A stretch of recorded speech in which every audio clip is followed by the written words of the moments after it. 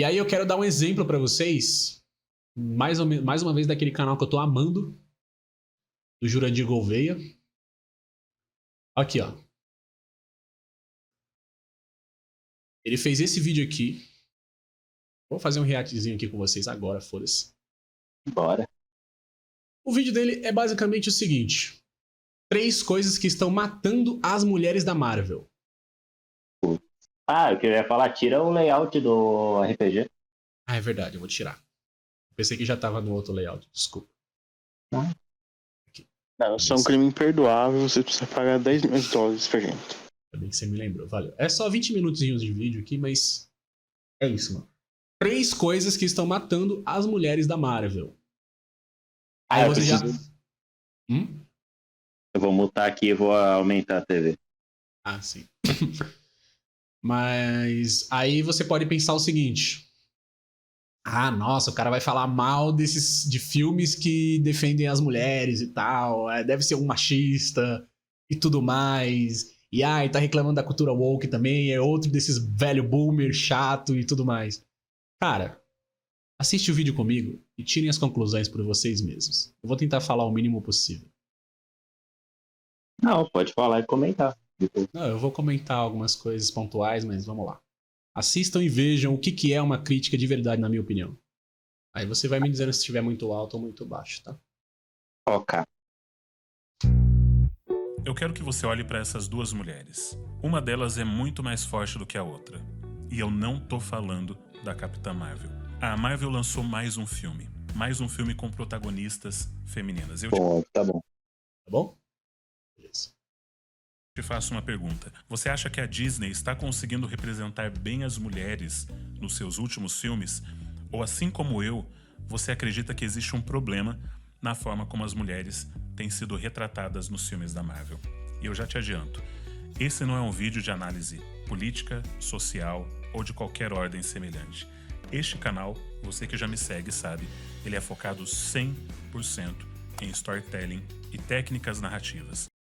E é por isso que eu amo esse canal, tá ligado? Porque, sim, eu gosto de canais que falem... Pra mim não teria problema nenhum se ele revelasse qual que é o posicionamento político dele, o Jurandir Gouveia, porque o cara já conquistou meu respeito, tá ligado? Muito difícil ele vai conseguir destruir esse respeito que eu tenho por ele. A não ser que, sei lá, do nada ele se mostre um neonazi filha da puta, tá ligado?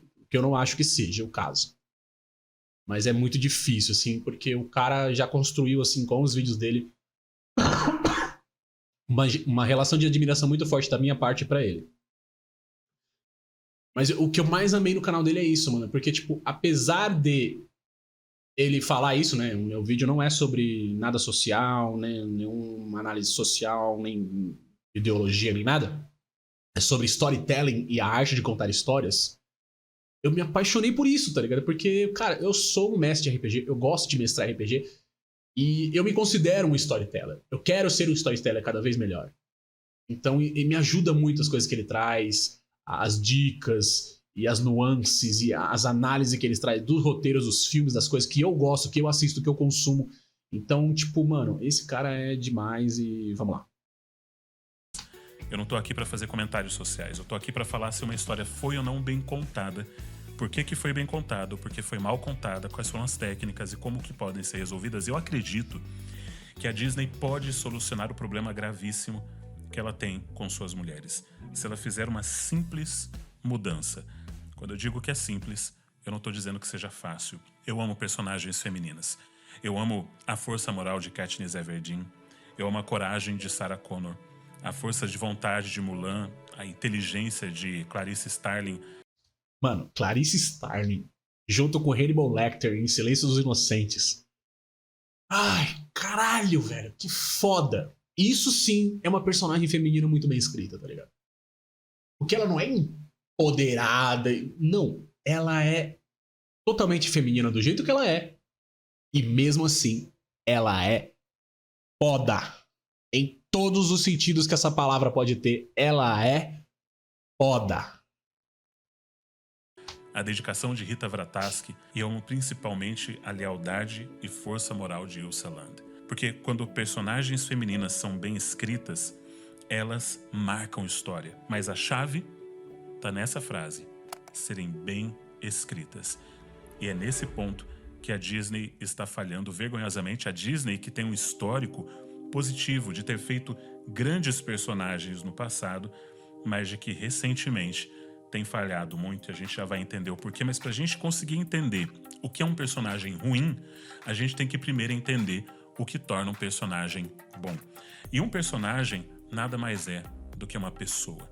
E pessoas, elas têm vontades, desejos, medos, sonhos, defeitos. E quando você tem pessoas que são retratadas de forma perfeita o tempo todo, não soa real. A não ser que você esteja fazendo um filme sobre a vida de Jesus e quer retratar Jesus como uma pessoa perfeita, qualquer outro personagem precisa ter defeitos. Isso aí que ele tá falando é justamente o que eu penso pra cada NPC que eu vou criar. É por isso que às vezes a galera que joga minhas mesas, elas falam que eu crio NPCs muito bons e elas de alguma forma se apaixonam ou por admiração ou por paixão mesmo com os meus NPCs, tá ligado? Porque eles veem tudo isso que o Jurandir tá falando aí, que é uma coisa que eu acho importante pra qualquer personagem, tá ligado? De qualquer história. Se você tá montando um personagem pra uma história, você tem que pensar nesses elementos, senão seu personagem ele vai ficar artificial. Fica até uma dica pra vocês aí que vai participar do meu RPG. Pensem nesses elementos do personagem de vocês. Imagina sua mãe. Eu tenho certeza de que você ama sua mãe. Você conviveu com ela durante muitos anos, mas você sabe que sua mãe não é perfeita. Você conhece os defeitos da sua mãe. E o fato de você conhecer os defeitos da sua mãe não faz com que você a ame menos do que se ela não tivesse nenhum defeito. Você continua amando. Mas isso só faz com que você reconheça que ela é uma pessoa real. E é por isso que, por exemplo, quando a gente vê o caso do Tony Soprano, a patologia principal dele era o relacionamento com a mãe dele, porque na primeira temporada ele, por exemplo, não consegue sequer reconhecer que a mãe dele é uma pessoa má, apesar de ela ser uma grande megera. She said what? She was high-strung, my mother, very dramatic. And every night to her's a night at the opera. I could stick this fork in your eye! She wasn't gonna do it. Então isso nos leva ao primeiro erro: fingir que a personagem é perfeita. Me fala, qual que é o defeito da Carol Danvers? Qual que é o defeito da Capitã Marvel? De acordo com o filme, o primeiro filme, o único defeito dela era que ela era muito emotiva. There's nothing more dangerous to a warrior than emotion. You struggle with your emotions. Agora, encontra pra mim alguma cena onde essa mulher tá expressando alguma emoção. Mas ainda assim, o único defeito que ela tem é algo que ela não é. É isso, cara, que eu tava sentindo de estranhamento quando a gente assistiu em live esse filme. Ela não demonstra emoções. Eles ficam falando que o defeito dela é ser emotiva e você não vê essas emoções, tá ligado? Ela não demonstra, ela parece um robô, sabe? Tipo, ela parece ser literalmente um soldado treinado e tal, que não deve demonstrar emoções. Então, tipo, cara, como assim? O defeito dela é as emoções dela e ela quase não demonstra. Tá ligado? Tipo, causa estranhamento, faz com que a personagem realmente fique artificial, não pareça uma personagem real, tá ligado? E você não consegue se identificar nem gostar da personagem. Ela é tipo o professor Girafales. Somente uma vez eu me enganei. É verdade? E quando? Uma vez que pensei estar enganado. E quando eu falo disso, eu não tô falando contra a atriz Brie Larson, que eu acho que é uma excelente atriz e ela consegue expressar emoções muito bem, como ela fez no Quarto de Jack e no Castelo de Vidro, 2 excelentes filmes com ela. Mas essa personagem, ela foi mal escrita. E é esse que é o problema. Quer ver? Compara com a Sarah Connor. Essa é uma mulher tão fixada em salvar o futuro e em destruir as máquinas que ela mesma se torna parecida com uma máquina. Ela tem um relacionamento problemático com o filho. Ela é pessimista, ela vive isolada, ela não confia em ninguém. Mas todos esses defeitos são coerentes com a psique dela. Porque se você soubesse que o mundo vai acabar e que seu filho é o único capaz de impedir isso, você também viveria da forma como ela vive. Só que ela faz de tudo para proteger esse filho e salvá-lo, porque salvá-lo quer dizer salvar o futuro. Então, é uma história messiânica. Ela é a mãe protegendo o Messias. Então, além de ter um elemento muito profundo de desenvolvimento de personagem, ela também nos relembra de um arquétipo muito antigo, o arquétipo da mãe, e trata de uma forma muito diferente, interessante esse arquétipo. A Kate do Sicário também é um exemplo perfeito. Eu amo esse filme, talvez eu até faça um vídeo específico sobre esse filme, porque para mim o roteirista desse filme, que é o Taylor Sheridan, é um dos maiores roteiristas da atualidade. E a Kate do Sicário, ela não apenas é complexa, ela é uma mulher interessante de se analisar. A primeira cena, que não entrou no filme, mas que está no roteiro, mostra ela no carro da SWAT rezando o Pai Nosso antes de invadir a casa onde estão os sequestradores. Essa é uma mulher que logo de cara a gente sabe qual que é o conflito moral dela, o que está acontecendo por dentro dela. May, sir. Yeah. U.S. Attorney wants a statement. What do you want me to say to her? The truth. She was written in such a complex way that she had this amazing inner strength, and yet she disintegrates over the 3 days the film takes place, and she's put in such a morally ambiguous position. And her ideals are sort of stripped away from her by the other characters. Taylor Sheridan was approached by one financier who said, we'll make the movie tomorrow if you make her a dude, and we'll up your budget by a third. E o Taylor Sheridan também fez uma série que para mim é um épico lindo, uma obra de arte, que é 1883. Se você não assistiu, eu recomendo que você o faça. Que é a história de uma jovem, Elsa, que é uma das melhores protagonistas femininas que eu já vi. Ela começa com toda a inocência de uma adolescente e ela termina como uma mulher extremamente forte, um exemplo de força moral, coragem, determinação, uma mulher apaixonada. Mas apesar de todas essas qualidades, essa ainda é uma adolescente com birras, com infantilidades, com coisas irritantes. Isso é fazer personagens que soem reais. O erro número 2, que é uma coisa que me irrita demais dos filmes da Disney, é fazer com que todos os personagens coadjuvantes pareçam completos babacas e apenas a personagem principal seja a incrível, a durona, a pessoa capaz de qualquer coisa. Deixa eu fazer uma pergunta muito simples. Quem que é o melhor personagem de Game of Thrones? Você acha que é a Arya? O Jon? Daenerys? E do Senhor dos Anéis? Seria o Gandalf, Frodo, Sam, que tal a Galadriel? Eu vou facilitar. Quem que é o melhor personagem de Sicário? Seria a Kate ou o Alejandro? Ou quem que é o melhor personagem de Mad Max, Estrada da Fúria? O Max ou a Furiosa? O que eu tô dizendo é que boas histórias, elas não têm apenas um personagem que seja bom. Na história do Peter Pan novo, claramente eles quiseram dar ênfase na Wendy. Detalhe, eu nem vi esse filme. Quando eu vi esse vídeo e ele falou dessas coisas do Peter Pan, eu nem quero mais assistir esse filme, tá ligado? Porque eu sei que eu vou ficar com raiva. E aí eu já evito. E não tem problema nenhum. O Andy é um personagem complexo e profundo bastante para render um filme só para ela. Poderia tranquilamente, se eles tivessem sido fiéis ao original por várias questões técnicas. Mas o problema foi que, para dar ênfase na Wendy, eles fizeram com que o Peter Pan parecesse um babaca. A gente sabe qual que é o caráter e a personalidade do Peter Pan, mas quando no filme ele é retratado como um imbecil e a gente passa a torcer mais pelo Capitão Gancho do que pelo Peter Pan, alguma coisa tá muito errada. Pensa também no Sicário. Como eu falei, quem que é o melhor personagem, a Kate ou o Alejandro? Os dois são muito bons. A Kate continua sendo o personagem principal, mas o segundo filme foi feito apenas com o Alejandro. Todo mundo tá pedindo o retorno da Kate pro terceiro filme que tá sendo preparado. Todo mundo quer ver isso.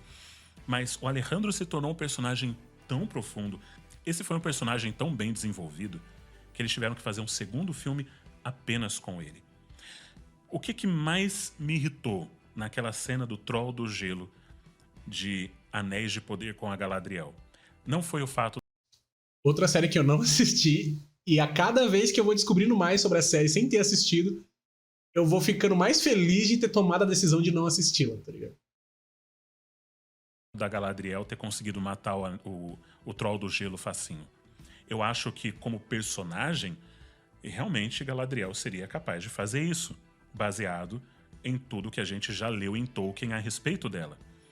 O problema não é esse. O problema que foi que, para mostrar que ela era muito boa, tiveram que fazer com que os outros personagens parecessem uns idiotas indefesos. Eles também são grandes guerreiros, eles também são elfos.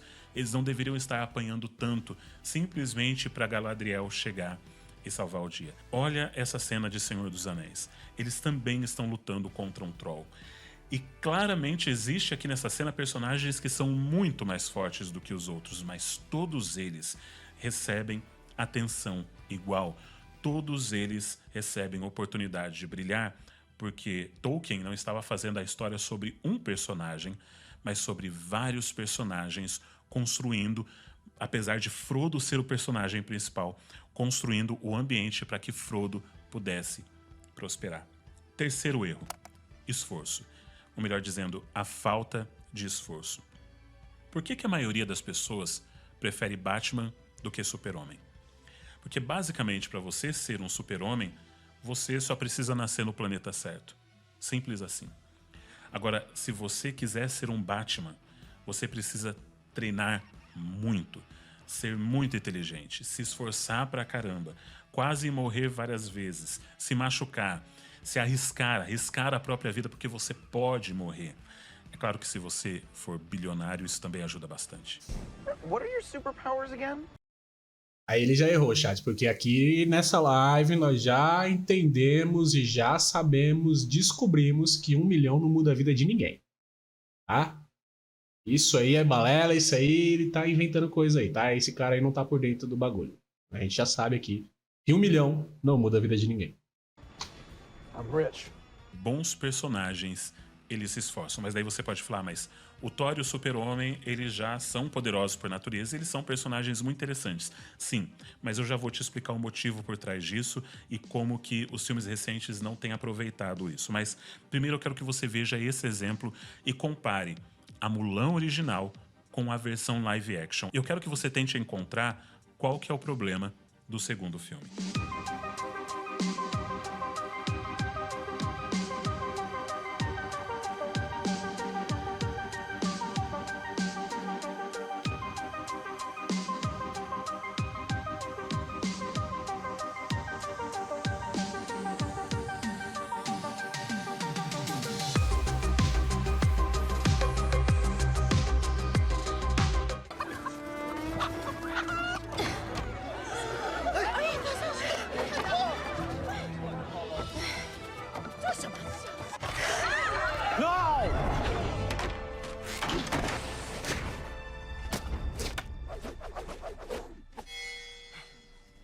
Você conseguiu perceber a diferença? A Mulan original, ela teve que se esforçar demais, passar vergonha, se humilhar. Ela teve que passar pelo processo de crescimento para se tornar uma guerreira. A Mulan do live action, ela é uma menina, uma criança e já é melhor do que todo mundo. E isso é um erro que faz com que as pessoas já vejam, é artificial, não gostei, tá forçando a barra, tá querendo forçar a minha simpatia por essa personagem, tá querendo forçar que eu acho que essa personagem é incrível, quando na verdade ela não fez absolutamente nada para merecer isso. Compara também com essa cena da She-Hulk. I'm great at controlling my anger. I do it all the time because if I don't, I will get called emotional or difficult or I might just literally get murdered. O Bruce gastou anos tentando controlar suas emoções para se tornar um herói.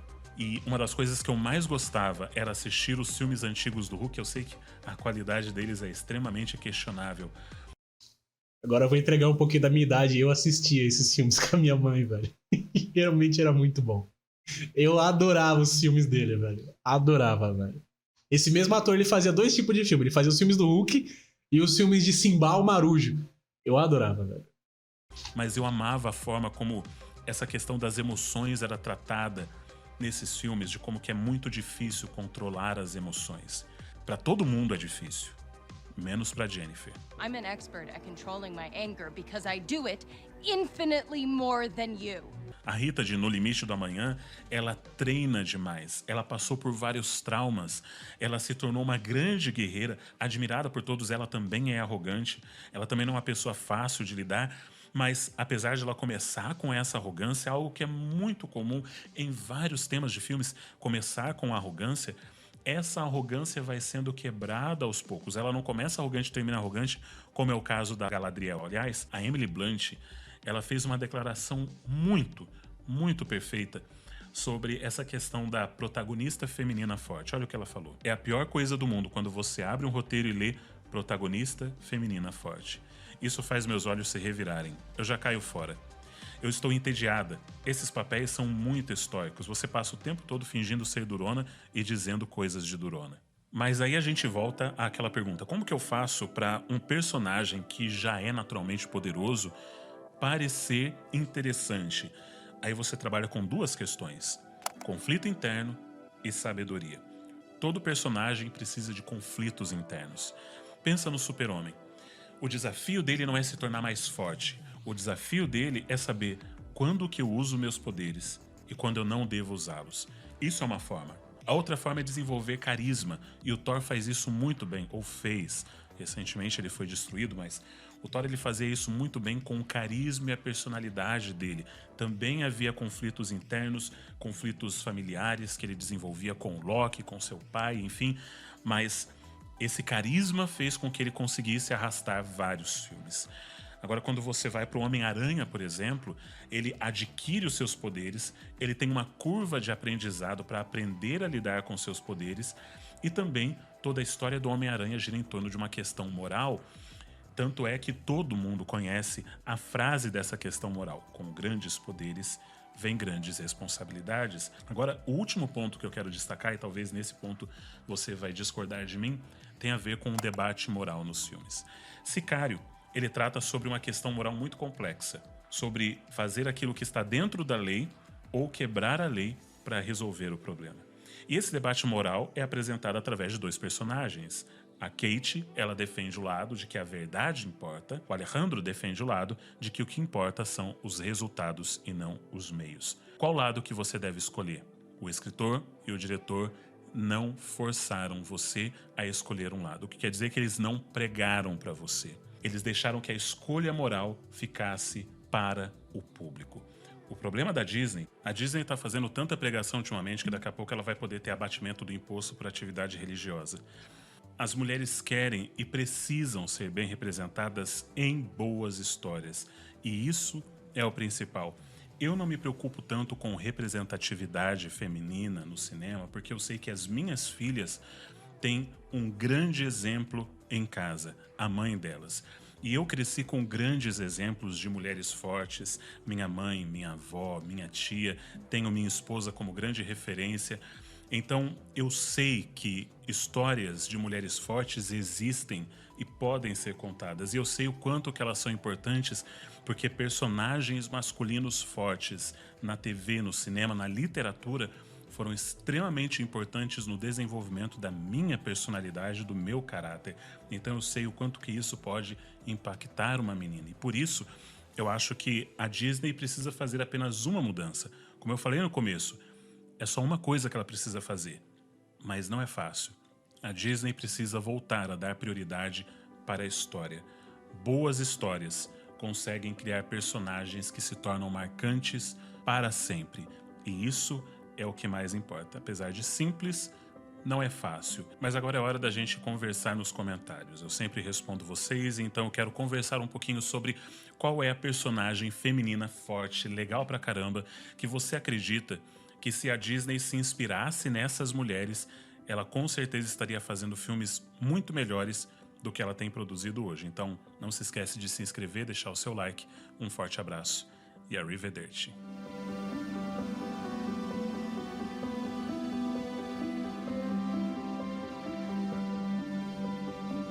Ele coloca 1 milhão de exemplos de personagens fortes do cinema, tá ligado? Personagens femininas fodas.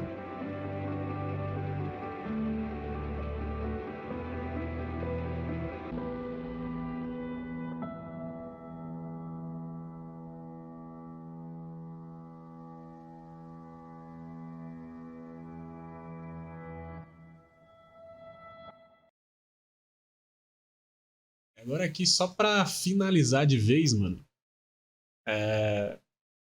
Eu deixei um comentário aqui, como ele pediu, né? Queria ler pra vocês. Eu acho que o melhor exemplo de mulher poderosa, mas ao mesmo tempo extremamente interessante, é Xena, a Princesa Guerreira. Que apesar de muitos se lembrarem dela por ser fodona e empoderada, eu me lembro muito dos conflitos internos e morais, do contraste entre ela e outros personagens tão incríveis quanto ela, e o quanto ela se esforçava para conseguir realizar o que ela queria ou precisava fazer, mesmo sendo quem era e carregando a fama que tinha. Eu acho que essa é uma personagem que, se a Disney se inspirasse, talvez ela começasse a fazer histórias muito melhores, né, e retomasse aí essa questão. E aí eu vou deixar para vocês também o link desse vídeo, cara, se vocês quiserem participar desse debate aí, lembrarem de outras personagens femininas fodas que poderiam ser exemplo pra Disney. Vão lá, dá o like no vídeo, comenta lá também, porque, mano, o cara fez um vídeo muito foda.